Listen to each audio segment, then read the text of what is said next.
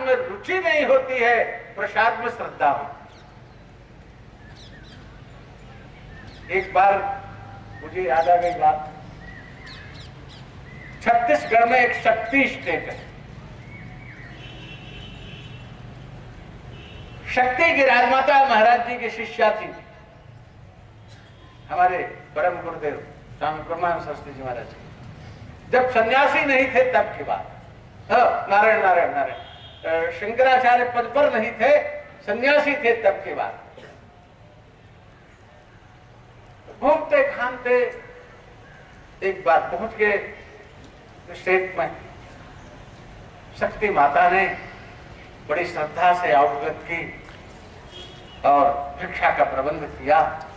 ब्राह्मण द्वारा खूब बढ़िया भिक्षा बनवाया और नारायण बड़ी सी पत्तल पलाश के स्वतः बनाया अपने हाथ से और धो करके, और उस पर ब्राह्मण से एक एक चीज, राजा के यहाँ के भोजन था भाई, कहाँ कमजोर हो सकता है, सब बरसवाया और महाराज से प्रार्थना किया, प्रभु प्रसाद खाए, अच्छा। महाराज जी ने भी भोग लगाया और नारायण अब फिर सब मिला दिया। हमारे स्वामी जी त्रिशूलधारी जो हैं, ये एक एक कुल मिला लेते, दाल, साग, चावल, रोटी, सब्जी, मीठा, खट्टा, जो कुछ भी हो, सब नमक अलग से लेते, नमक भी ले लेते, गुड़ भी डाल लेते, चीनी भी डाल लेते, दही भी डाल लेते, सब मिला के पाते। हम लोग ऐसा नहीं कर पाते। तो महाराज जी ने ऐसा किया, मिला करके प्रसाद महाराज जी पाना शुरू किए। तो राजमाता ने कहा, महाराज मैंने सोचा था कि आप अलग अलग सबको पाएंगे और प्रसाद में स्वाद लेंगे, आपने तो सब एक मिला दिया, सबका स्वाद कहाँ मिला आपको? महाराज जी कुछ नहीं बोले, उस समय प्रसाद पा लिया, उठ के चले गए अपना भ्रमण पर। कभी साल 2 साल बाद फिर उधर निकले, फिर पहुंच गए, तो उसी प्रकार से फिर स्वागत हुआ। अब ऐसे प्रसाद बना करके परसा गया। बाबा लोग बहुत याद रखते। महाराज जी ने भोग लगाया भगवान को, पहले दाल उठा के पाक पी गए, फिर सब्जी खाए गए, फिर और जो ले चोच रहा होगा सब खाए गए। उसके बाद चावल खा लिया सूखा, फिर रोटी सूखी खाने लगे। तो फिर शक्ति माता ने कहा, महाराज मिला करके खाते, आप सूखी रोटी चबा रहे हैं। कहे जब मिला के खाते हैं तब तो कहते ही हो कि अलग अलग खाओ, और जब अलग अलग खाते हैं तो कहते हो कि मिला के खाओ। तुम किसमें संतुष्ट होगे? बड़ी विलक्षण बात होती है महापुरुषों की। तो नारायण इस प्रकार से युधिष्ठिर का राजसूय यज्ञ पूरा हुआ। उन वाल्मीकि जी महाराज की कथा भक्तमाल में नवदास जी महाराज ने बड़े विस्तार से लिखा है। तो हमारे लिए तो दोनों वाल्मीकि महाराज पूज्य हैं। ब्रह्मर्षि वाल्मीकि महाराज त्रेता में हुए हैं और नारायण उन्होंने आदि काव्य वाल्मीकि रामायण की रचना की है। उसी के अनुसार राम को रामचरित्र करना पड़ा। और यहाँ पर स्वपंच वाल्मीकि जी महाराज द्वापर के अंत में हुए हैं। इन्होंने अपनी भक्ति, अपने त्याग, अपनी निष्प्रहता, अपनी एकांत निष्ठा और अपनी एक निष्ठा के द्वारा समाज को शिक्षा दी है कि भगवान के भक्त को किसी से कुछ अपेक्षा नहीं रखनी चाहिए। तो वाल्मीकि महाराज जी ये हैं, दोनों वाल्मीकि हैं। हम दोनों को प्रणाम करते हैं। दोनों हमारे लिए प्रणम्य हैं, दोनों हमारे श्रद्धा के केंद्र हैं। ये नेता लोग चाहे जो झगड़ा लगाओ भैया, वो नेता जाने। ब्राह्मणों को और शूद्रों को आपस में लड़ाते हैं, क्षत्रियों को वैश्यों को लड़ाते हैं, वैश्यों को ब्राह्मणों से लड़ाते हैं, क्षत्रियों को शूद्रों से लड़ाते हैं। आजकल तो यह लड़ाई लड़ना ही यही सब रह गया है, यही राजनीतिकता है। क्या हो रहा है आप लोग सब देख रहे सुन रहे, जाने दो। तो मैं कहा था भाई,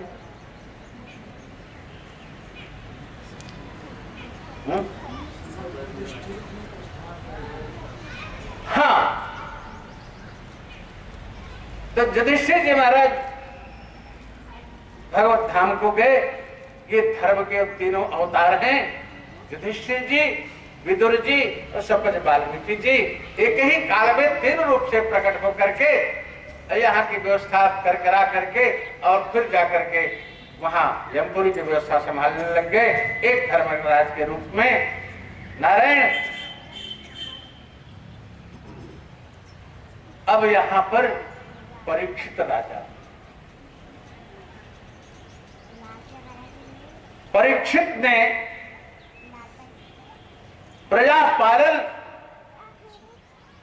पूर्व राजाओं की अपेक्षा बहुत अच्छी गति से किया। महाराज युधिष्ठिर का तो बहुत दिन तक राज्य रहा नहीं, ये तो थोड़े दिन तक ही राजा रहे। और भी पूर्व के राजा जो थे, भरत सरीखे, कुशीनर सरीखे, दियोदास सरीखे, इन सब राजाओं का धर्म लेते हुए परीक्षित महाराज राज्य कर रहे थे। एक दिन इनके मन में मृगया करने का, शिकार खेलने का, शिकार खेलने में जाने से पहले इनके मन में आया, राज्य कोषागार में अपने घुसे कि देखें जरा हमारे पूर्वजों ने, पितामहों ने बहुत प्रतापी थे, क्या रखा है जरा देखें तो सही। घुसे और सब तो देखा ताका, एक मुकुट बहुत सुंदर चमचमाए रहा। संजोग से वो मुकुट जरासंध का, जरासंध का मुकुट था। हे भैया, दुष्ट की वस्तु का सेवन करने मात्र से दुष्टता आ जाती है, इसीलिए दुष्ट का कपड़ा नहीं पहने, इसीलिए दुष्ट का संग न करे, इसीलिए दुष्ट की वस्तु न स्वीकार करे। विधान भी है किसकी वस्तु लेना चाहिए, किसकी वस्तु नहीं लेना चाहिए। अरे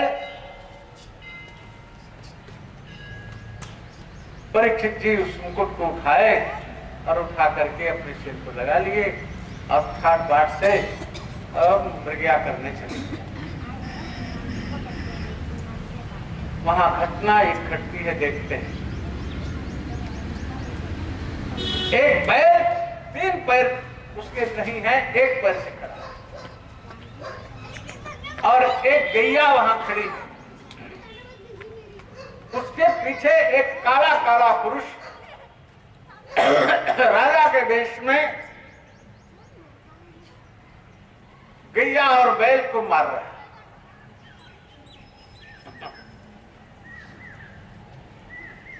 परीक्षित ने डांटा, तुम कौन? गैया और बैल दोनों आपस में बात कर रहे थे।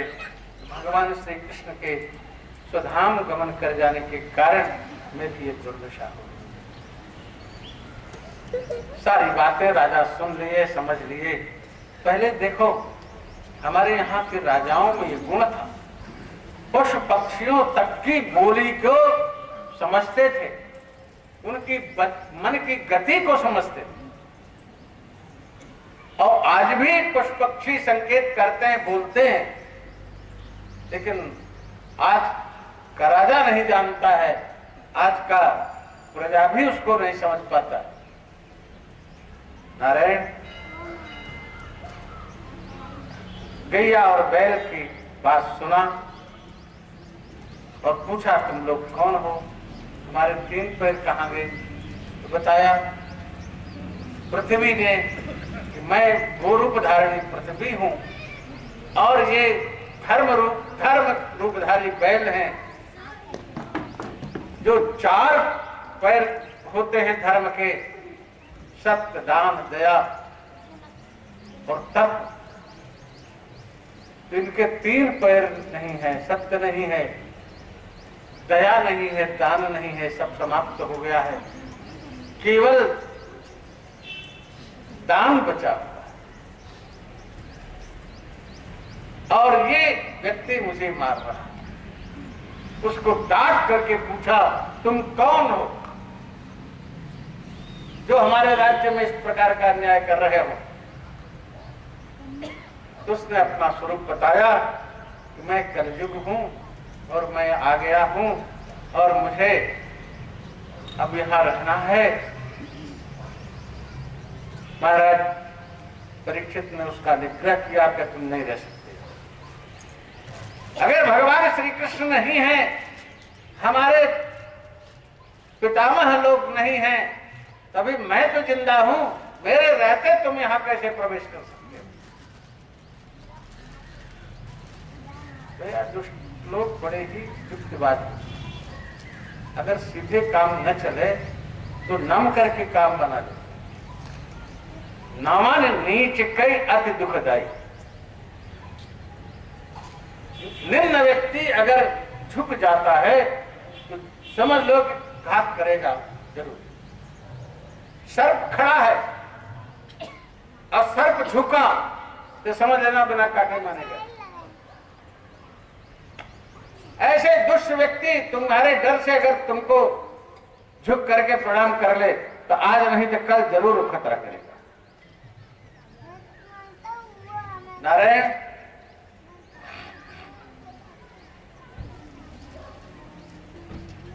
कलयुग महाराज, परीक्षित महाराज के चरणों में गिर पड़ा कलयुग। कहा महाराज मैं अब तो मैं आ ही गया हूं और आपकी शरण में हूं, आप मुझे अपनी शरण में रहने के स्थान में।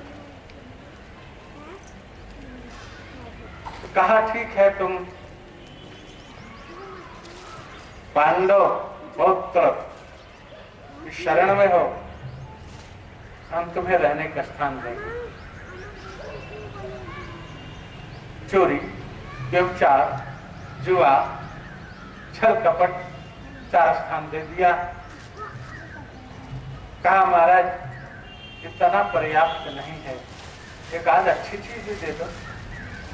ठीक है। इनके मन में आया कि स्वर्ण में राजस्व रहता है, स्वर्ण में बुद्धि बिगड़ जाती है, चलो स्वर्ण को भी दे दिया, स्वर्ण में रहो। इतने में तो उसको मौका मिल गया, राजा मुकुट पहने है स्वर्ण का, खट से कलयुग जाकर के राजा के मुकुट में गए। अब बुद्धि भ्रष्ट कर।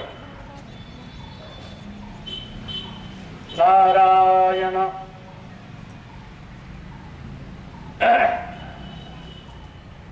राजा भूख प्यास से संत्रस्त होकर के शमीक ऋषि के आश्रम में आते हैं। शमीक ऋषि ध्यानस्थ बैठे हुए हैं। इन्होंने कहा मुझे जल पिलाइए। और ऋषि तो ध्यानस्थ हैं, कौन जल पिलावे?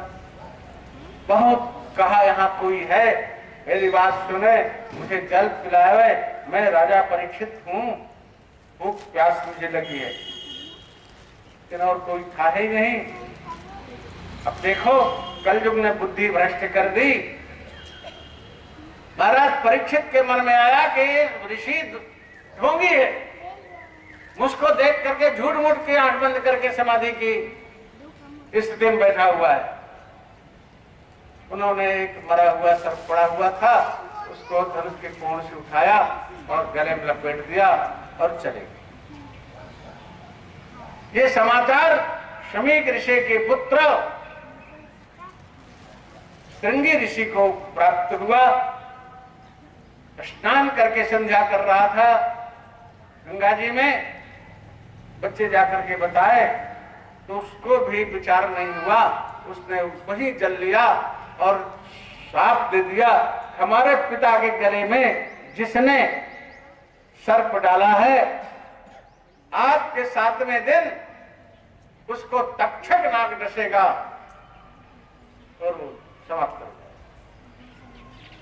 वहां से रोता हुआ आया, शमीक ऋषि रोने की आवाज सुन करके जगे, उन्होंने पूछा, देखा तो सर्प को उठा करके फेंक दिया, पूछा क्यों रो रहे हो, सारी घटना का वर्णन किया और ऋषि बालकों ने बताया किस घटना को सुन करके इन्होंने शाप दे दिया। शमीक ऋषि बहुत क्षुभित हुए, तुमने बहुत गलत किया, राजा को ऐसा शाप नहीं देना चाहिए, बड़ा धर्मात्मा राजा वो तो है, राजा ही नहीं रहेगा तो प्रजा तो कहां से सुखी होगी, तुमने बड़ा गलत किया, उसका पोषण नहीं किया शाप का। शमीक ऋषि के मन में आया कि समाचार राजा को जल्दी पता चलना चाहिए, वो स्वतः ही राज दरबार जाते हैं और ये समाचार महाराज परीक्षित को देते हैं। महाराज परीक्षित पहले ही जब आए और मुकुट उतारा, थोड़ा संशय निवृत्त हुए, उन्हें सारी बातें याद आई, कहा आज तो मुझसे बड़ा अपराध हो गया है, इसका दंड मुझे मिलना चाहिए। उसी समय शमीक ऋषि आ जाते हैं, सारी बात बताते हैं, कहा महाराज मुझे स्वीकार है, मुझे आप जो दंड देना चाहते हैं। कहे मैं क्या दंड दूंगा, शाप तो तुम्हें हो गया है, तुम अब समझ जाओ। नारायण राजा सब कुछ छोड़ छाड़ करके चलाया, गंगा किनारे, हस्तिनापुर के तो थे ही, वहां के पास में ही शुभ ताल है, शुभ क्षेत्र है, वहीं चले आते हैं। छोटा आदमी चाहे साधु हो जाए चाहे राजा हो जाए उतना महत्व नहीं होता है, लेकिन अगर विशिष्ट व्यक्ति कोई साधु हो जाए राजा हो जाए तो सब लोग दौड़े आते हैं। तो राजा आज साधु बन करके आकर के बैठा हुआ है, सभी ऋषि महर्षि उपस्थित हो जाते हैं। सबसे राजा परीक्षित प्रश्न करते हैं कि 7 दिन की आयु जिसकी है उसको क्या करना चाहिए। राजा परीक्षित मृत्यु से नहीं डर रहे, बल्कि तक्षक नाग डसेगा तो सर्वदंश जन्म मृत्यु से हुई दुर्गति का चिंतन करते हुए दुखी थे। सबसे पूछा क्या करना चाहिए, सब कह राजा है, यज्ञ करो, दान करो, तप करो। अपनी अपनी वृत्ति के अनुसार सब लोगों ने उपाय बताना प्रारंभ किया, लेकिन अभी मन लगता है तप करने में। राज्य छोड़ के आए, यज्ञ दान कहां से करेंगे, अब तो कुछ है नहीं पास में। ये सब हो ही रहा था, दिन करीब करीब लगभग बीत चुका था। ऐसे ही अब का समय रहा हो या थोड़ा और बीत चुका हो। उसी समय भगवान सुखदेव के रूप में श्याम श्याम शरीर, स्वर्ण वर्णी जटाएं, निम्न दृष्टि, आजार लंबिनी भुजाएं, श्री कृष्ण गोविंद हरे मुरारे हे नाथ नारायण वासुदेव, स्त्रियों और बच्चों से घिरे हुए सुखदेव जी महाराज आते हैं।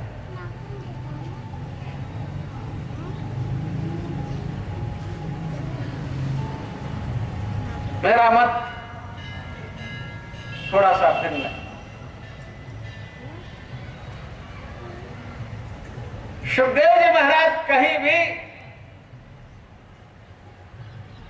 गोदोहन काल मात्र के अतिरिक्त नहीं रुकने वाले हैं। जितनी देर में गैया दुही जाए उतना देर ही रुकते हैं और दूध मिल जाए और उसको पी करके फिर अपना चलते। और 7-7 दिन तक कैसे बैठ के कथा सुनाएंगे?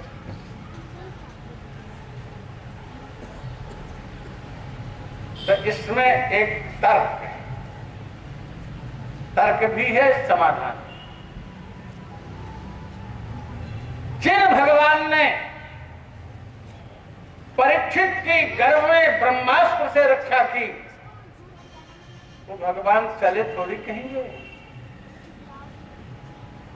आज भी सर्वदंश जन्य दुर्गति से भी रक्षा परीक्षित की करेंगे। जन्म जब बना है परीक्षित का तो मृत्यु भी बनेगा।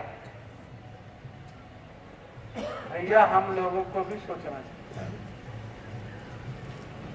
हम लोगों का जन्म तो जैसा हुआ तैसा हुआ, लेकिन प्रयास करना चाहिए कि मृत्यु बन जाए। भले वेदांती हम हों, भले ही दार्शनिक हम हों, इन सबको देखते हुए भी, आत्मचिंतन करते हुए भी हमारी मृत्यु ठीक हो, इस पर चिंतन हमको करना चाहिए। कैसे होगा? बिना भगवान की कृपा के नहीं। तो जो भगवान गर्भ में रक्षा करते हैं परीक्षित की, वो अब भी रक्षा करते। तो हम तो कहते हैं सुखदेव जी महाराज नहीं आए। सुखदेव जी महाराज नहीं, तब कौन आया? तो वही श्लोक उसका साक्ष्य दे रहा है। तत्राभवत् भगवान व्यासपुत्रः,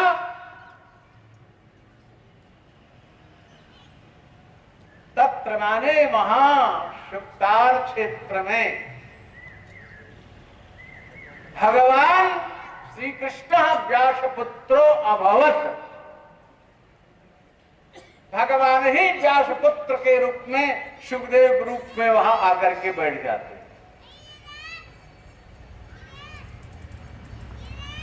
सुखदेव जी महाराज नहीं गए, लेकिन काहे हम खंडन करें, सुखदेव जी आए। भावना का दोष नहीं बनाना चाहिए। सुखदेव जी महाराज आए, लेकिन हम कहते हैं कि भगवान सुखदेव के रूप में और 7 दिन तक बैठ करके आते ही सीधे व्यासासन पर बैठ गए। परीक्षित ने पूजन किया, आरती किया, प्रणाम किया। प्रणाम करने के बाद वही प्रश्न किया कि महाराज, जिसकी 7 दिन की आयु हो उसकी कैसे गति हो? भगवान ने कहा, तू काहे को घबराता है? तू काहे को घबराता है? नारायण, अरे राजा खट्टांग की 2 घड़ी में मुक्ति हो गई, तेरे लिए तो 7 दिन अभी बाकी है। कहा महाराज क्या करना होगा? कहा बैठो, कुछ नहीं करना है, बैठो सुनो। भगवान निरंतर बोलते जा रहे हैं और परीक्षित महाराज निरंतर सुनते जा रहे हैं। हम लोग 3-3.5 घंटे में वक्ता श्रोता दोनों थक जाते। अहर्निश भगवान बोल रहे हैं और अहर्निश सुन रहे हैं। परीक्षित तब सप्ताह भर में पूरा हुआ था, घंटे भर में थोड़ी पूरा हो जाता है सप्ताह।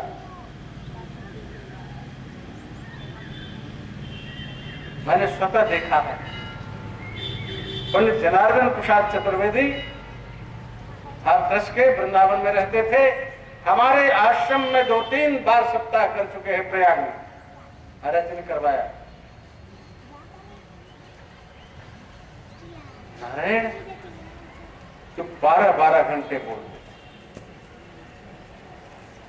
12 घंटे मैंने उनको बोलते सुना, देखा। क्या कोई कथा कर?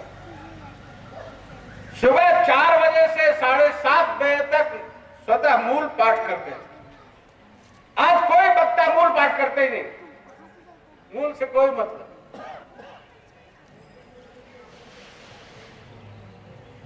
हम लोग भी बचपन में हम भागवत सप्ताह करते थे, सवेरे 6 बजे से 11 बजे तक 5 घंटे हमको लगते थे, तब मूल पाठ करते थे।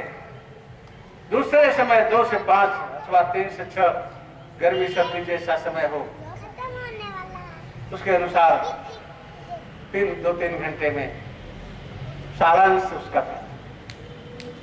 तभी तो व्याख्या भी दीदी नहीं कर पाता था, वो बचपन था। एक तो मूल पाठ करने से पूरे कथा की आवृत्ति हो गई, कथा ठीक हो गई। दूसरे हमारा उच्चारण शुद्ध हुआ, तीसरा मूल पाठ हुआ। आज कोई कथावाचक मूल पाठ नहीं करता है, बहुत दोष है हमारा, करना चाहिए। नारायण तो 4 बजे से 7:30 बजे 3.5 घंटे में मूल पाठ कर लेते थे, 50 अध्याय भागवत। 7:30 बजे उठ बैठते थे, आधे घंटे में 7:30 से 8 के बीच जो कुछ मिल गया, दूध चाय, दूध लेते थे, चाय तो नहीं लेते थे, वृद्धावस्था में चाय लेते रहे हों तो नहीं कह सकते, उस समय नहीं लेते। 1 गिलास दूध लिया और फिर ठीक 8 बजे कथा के लिए बैठ गया। 8 से 12 बजे तक कथा का समय होता था, तब 2 से 6 बजे तक कथा का समय होता था, तो कम से कम 12:30 तक बजते थे।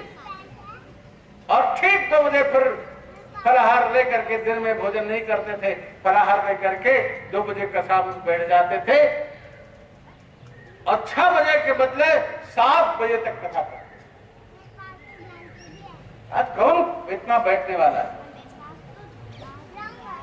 आधे घंटे में तो आसन बदलना पड़ता है, देख नहीं रहे हो? बार-बार पैर से इधर से उधर करना पड़ता है।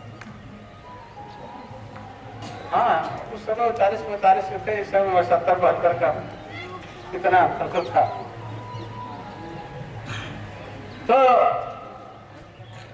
इतना देर बोलते थे और सिकन नहीं। मैं ये भी बता दूं, श्री कृष्ण गोविंद हरे मुरारे कीर्तन की ये शैली उनकी ही है, मुझे प्राप्त हुए, जैसे मैं बोलता हूं। बड़े अच्छे संगीतज्ञ थे।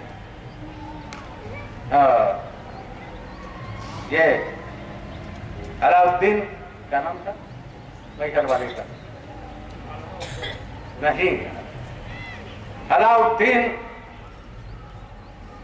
संगीतज्ञ बहुत बड़ा था, जिनके शिष्य पंडित रविशंकर मिश्र हैं, सरोद वाले। उनकी शिष्यता उन्होंने स्वीकार की थी। वो हमारे यहाँ कथा बांचने के बाद वहां अलाउद्दीन से मिलने गए। वो भी विलक्षण महापुरुष था, माता शारदा का नित्य दर्शन करने जाता था, आकर के तब सिखाता था। और जो कोई आता था कहता था कि जाओ पहले माता जी के दर्शन करके आओ, तब अभ्यास करो। उनके संगीत में शिष्य थे, बहुत अच्छा संगीत उनका था।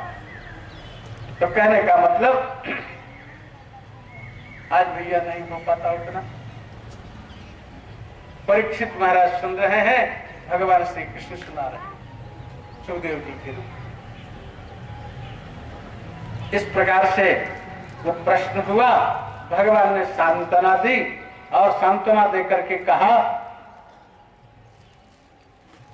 कि तुम सुनो और कुछ नहीं करो, दोनों सुन रहे कह रहे हैं। अब जो है असली भागवत प्रारंभ होगी। अब तक तो व्यास जी ने नारद जी के उपदेश के द्वारा भागवत प्रारंभ किया। अब सुखदेव जी जो कुछ पढ़े उड़े होंगे, उस भागवत का सुखदेव जी प्रारंभ कर। कभी कभी मंगलाचरण हम भी भूल जाते हैं, थोड़ा बहुत लापरवाही हो जाती है। ऐसे ही सुखदेव जी भी भावना पूर्वक आगे बढ़ जाते हैं, बाद में मंगलाचरण। द्वितीय स्कंद में उन्होंने महापुरुष संस्थान का वर्णन किया। अब थोड़ा सा हम भी छलांग लगाए तब काम चलेगा। और तृतीय स्कंद के प्रारंभ में मैंने सृष्टि वर्णन किया, 10 विध सृष्टि का वर्णन किया और ब्रह्मा जी की उत्पत्ति सब नागकमल से आदि आदि सब सुनाया। उसके बाद में तृतीय स्कंद में आते हैं